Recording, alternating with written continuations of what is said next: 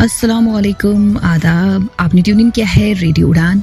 Show आप सुन रहे हैं अनोखी मालूमात आपकी होस्ट और दोस्त आरजे अफशा के साथ। दोस्तों, कैसे हैं आपके हाल चाल? उम्मीद करते हैं सभी खैर आफियत से होंगे और अभी शो अनोखी मालूमात एंजॉय कर रहे होंगे। जी हाँ दोस्तों, शो पर आज एक अहम टॉपिक के हवाले से बात होगी। इससे पहले आपको बताते चले कि ज़िंदगी गुजारने के लिए ना कुछ अहम चीज़ें होती हैं, बेसिक नीड्स होती हैं जिनके बगैर हम जी नहीं पाएंगे। जैसे कि अगर हम हवा की बात करें, इसी तरह से हवा के साथ साथ पानी बहुत ज़्यादा ज़रूरी है। जिन जिन प्लैनेट्स पे पानी है वहीं पे लाइफ एग्जिस्टेंस में आई, और उनमें से अर्थ एक ऐसा प्लैनेट है, वाहिद प्लैनेट अभी तक का रहा जिसमें पानी देखा गया।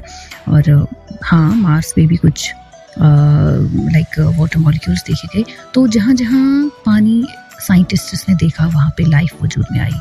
तो ये चीज़ दर्शाता है कि पानी हमारे लिए कितना ज़रूरी है। क्योंकि आज 22 मार्च और आज मनाया जाता है वर्ल्ड वाटर डे।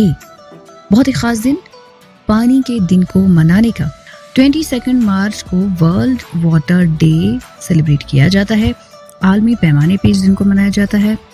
आपको बताते चले इसकी हिस्ट्री के बारे में। यूनाइटेड नेशंस ऑब्जर्वेंस ने इस दिन को रखा और इस दिन की शुरुआत किस साल में हुई? 1993 में। यानी कि 1993 से हम इस दिन को मना रहे हैं।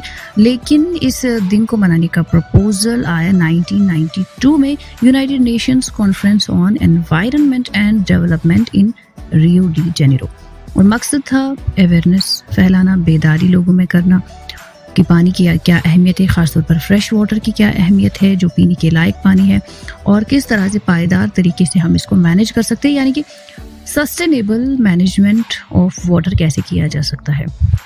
जी हाँ दोस्तों, वर्ल्ड वाटर डे जो है ये सर्व करता है as a platform to raise public consciousness about the importance of water, its conservation and the need to protect it with a focus on global water crisis.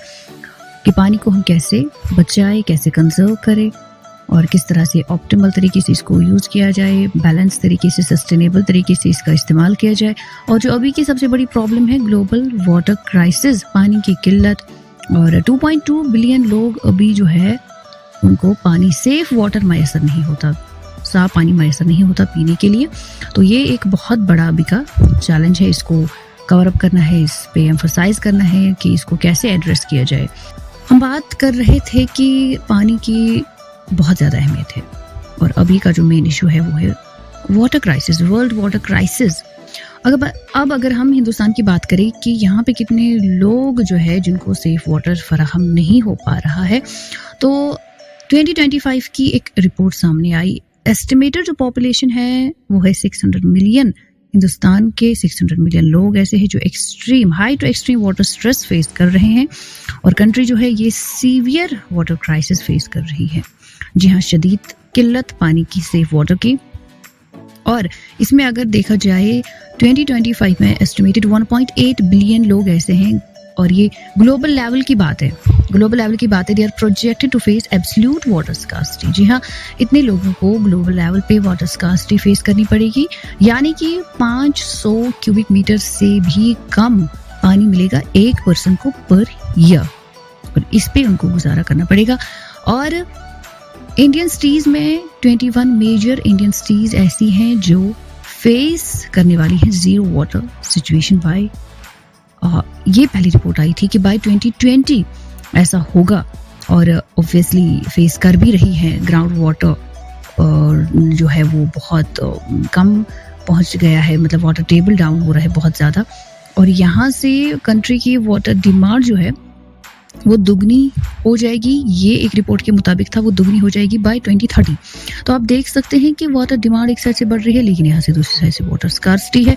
Water demand क्यों बढ़ रही है? क्योंकि हिंदुस्तान की पॉपुलेशन बढ़ रही है। जी हाँ दोस्तों, और इसका जो इम्पैक्ट है वो ये है कि inadequate access to safe water is estimated to cause 2 lakh deaths annually in India. जी हाँ, साफ पानी न मिलने की वजह से लगभग 2 लाख लोगों की मौत हर साल हिंदुस्तान में होने वाली है। ये एक एस्टिमेटेड रिपोर्ट है। जी हाँ दोस्तों, आज शो पर हम बात कर रहे हैं कि क्या क्या प्रॉब्लम्स हमारी पॉपुलेशन, आबादी फेस कर रही है। वाटर स्कार्सिटी एक अहम मुद्दा है इसमें। वाटर क्राइसिस अभी हो रहे हैं और पॉइंट ये है कि किस तरह से हम पानी को बचा सकते हैं। वाटर कंजर्वेशन और एफिशिएंसी की जब बात आती है तो वाटर एफिशिएंसी को हमें प्रमोट करना है, यानी कि हमें ऐसी टेक्नोलॉजीज और प्रैक्टिसेस का यूज़ करना है जो वाटर कंजप्शन को कम करे।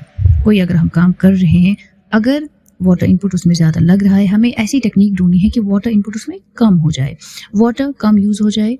और दूसरा है कि एफिशिएंट इरिगेशन टेक्निक्स का इस्तेमाल करना है। बहुत सारी ऐसी नई नई टेक्नोलॉजी सामने आ चुकी है। ड्रिप इरिगेशन है जिसमें बहुत कम पानी जो है यूज़ होता है।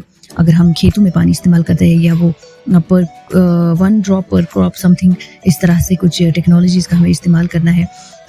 इसी तरह से रेन वाटर हार्वेस्टिंग एक और कॉन्सेप्ट है जहाँ पे हम बारिश के पानी को कलेक्ट कर सकते हैं, स्टोर कर सकते हैं नॉन पोर्टेबल यूज़ के लिए। और इस तरह से क्या हो जाएगा, जो हमारी ट्रेडिशनल वाटर सोर्सेज है उन पे दबाव कम पड़ेगा। और कूलिंग के लिए जो हम वाटर इस्तेमाल करते हैं उसमें भी, कूलिंग सिस्टम्स में हमें ऐसी स्ट्रेटजीज़ को अपनाना है जहाँ पे वाटर यूज़ कम हो। तो वाटर ट्रीटमेंट का भी एक कॉन्सेप्ट है जिसमें हम पानी को ट्रीट कर सकते हैं, उसकी क्वालिटी, सेफ्टी को बढ़ा सकते हैं ताकि हम पीने के बगैर बाकी चीज़ों के लिए उस पानी को यूज़ कर सकते हैं। आज चूंकि शो पर बात हो रही है वाटर मैनेजमेंट के हवाले से, क्योंकि आज वर्ल्ड वाटर डे मनाया जा रहा है 22 मार्च को। हर साल ये दिन आलमी पैमाने पे मनाया जाता है। तो हम बात कर रहे थे कि किस तरह से हम वाटर को कंजर्व कर सकते हैं, बचा सकते हैं।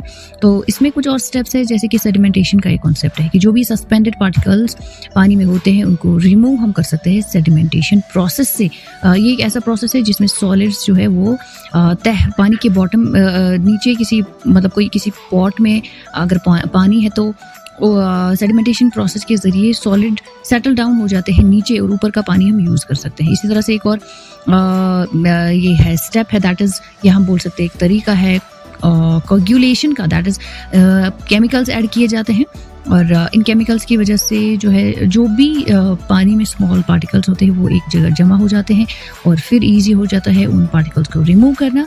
और हम कह सकते हैं काइंड ऑफ फिल्ट्रेशन प्रोसेस है ये। और मेन जो फिल्ट्रेशन प्रोसेस है वो अलग है, उसमें पानी को फिल्टर्स के थ्रू पास किया जाता है और पार्टिकल्स जो भी उसमें इम्प्योरिटीज़ होती है उनको रिमूव किया जाता है और वाटर क्लियर हो जाता है। एक और तरीका है डिसइंफेक्शन का, जिसमें डिसइंफेक्टेंट्स को इस्तेमाल किया जाता है ताकि जो भी हार्मफुल माइक्रो ऑर्गेनिजम्स पानी में होते हैं वो मर जाएं और पानी जो है वो सेफ हो जाए पीने के लिए। वेस्ट वाटर ट्रीटमेंट का बहुत ही बड़ा रोल है, एक बहुत अच्छी स्ट्रैटेजी है जिसमें वेस्ट वाटर को जो हमने यूज़ किया हो, बात हम कर रहे थे कि किस तरह से हम वाटर को मैनेज करें, वाटर को कंजर्व करें, और बहुत सारे स्टेप्स हमने आपके साथ डिस्कस किए। अब अगर बात करें किस तरह से हम पानी को वेस्ट कर रहे हैं, ज़ाया कर रहे हैं, तो बहुत सारी ऐसी चीज़ें हैं, बहुत सारी हमारी प्रैक्टिसेस ऐसी हैं जिनकी वजह से पानी ज़ाया हो जाता है। इंडोर वाटर वेस्ट की अगर बात करें तो उसमें जैसे कि पाइप्स में लीक हो या running water while washing dishes, कुछ भी हम डिश वॉश कर रहे हैं तो हम रनिंग वाटर से और लगातार पानी को हम टैप को हम खुला रखते हैं, ज़रूरत से ज़्यादा पानी उस टाइम जो है ज़ाया हो जाता है। और इसी तरह से लॉन्ग शावर्स या लॉन्ग बाथ लेना और इनएफिशिएंट टॉयलेट्स का या आउटडेटेड जो मॉडल्स होते हैं ना, टॉयलेट्स जिनमें ज़्यादा क्वांटिटी ऑफ वाटर इस्तेमाल होती है, ये इसकी वजह से भी पानी ज़ाया हो जाता है। तो इस तरह से ओवर वाटरिंग लॉन्स, गार्डन्स, जैसे कि हमारे सामने कोई गार्डन हो उसमें हम इतना पानी डाल रहे हैं, ज़रूरत से ज़्यादा पानी हम डाल रहे हैं, इवन कि वो प्लांट्स को भी हार्म करता है, नुकसानदेह होता है प्लांट्स के लिए भी। या गाड़ियों को हम वॉश करते हैं साफ़ पानी से, या वहाँ पे भी हम एक्सेस पानी का इस्तेमाल करते हैं। तो इस तरह से बहुत और ऐसी चीज़ें हैं जो हम करते हैं जिसकी वजह से पानी ज़ाया हो जाता है, जैसे कि वेस्ट वाटर पोल्यूशन, घर में जो पानी होता है या बिजनेसेस की वजह से कंटामिनेट करते हैं हम वाटर रिसोर्सेज को, यानी कि घर से जो पानी निकलता है, कम्युनिटी से जो पानी निकलता है, वो हम ऐसी नदी नालों में उनका रुख करते हैं जो जिनकी वजह से वाटर सोर्सेज ही कंटामिनेट हो जाते हैं और फिर वो पीने के लायक नहीं, यूज़ करने के लायक नहीं रहते। और अगर बात करें इस साल की थीम की, जो वर्ल्ड वाटर डे 2025 की थीम है, वो है ग्लेशियर प्रिजर्वेशन। जी हाँ, ग्लेशियर जो कि एक मेन सोर्स है पानी का, ग्लेशियर पिघलता है, दरिया जो है उनमें पानी आ जाता है और फिर वो दरिया हमारे पानी का जरिया बनते हैं, नदी नाले स्प्रिंग्स हमारे पानी का जरिया बनते हैं, और इसी तरह से इसी वाटर साइकिल से लाइफ भी सस्टेन हो जाती है। लेकिन कुछ सालों से जो है मेल्ट हो रहे हैं, बहुत तेज़ी से मेल्ट हो रहे हैं ग्लेशियर्स। किस वजह से? क्लाइमेट चेंज की वजह से, मौसमी तब्दीली की वजह से, और उसके पीछे किनका हाथ है? हमारा इंसान का हाथ है उसके पीछे। तो मकसद है कि रूट कॉज को पे फोकस करना, रूट को कहते हैं ना वो, मतलब हम कह सकते हैं कि सोर्स को बचाना। तो सोर्स यहाँ पे अगर ग्लेशियर्स हैं तो हमें इन ग्लेशियर्स को प्रिजर्व करना बहुत ज़रूरी है। ऐसी स्ट्रैटेजीज अपना के जो इको फ्रेंडली हो, जिनकी वजह से कोई दबाव ना पड़े नेचर पे। जी दोस्तों, यही है आज का मैसेज भी आपके लिए। उम्मीद करते हैं आपको आज का शो बहुत पसंद आया होगा। अगर हाँ तो शो के हवाले से हमें फीडबैक ज़रूर दीजिए। तो मिलते हैं आपसे इस वादे के साथ कि आपके लिए लाएंगे नेक्स्ट सैटरडे संडे का कुछ और मज़ेदार टॉपिक। तब तक के लिए रखिए अपना ढेर सारा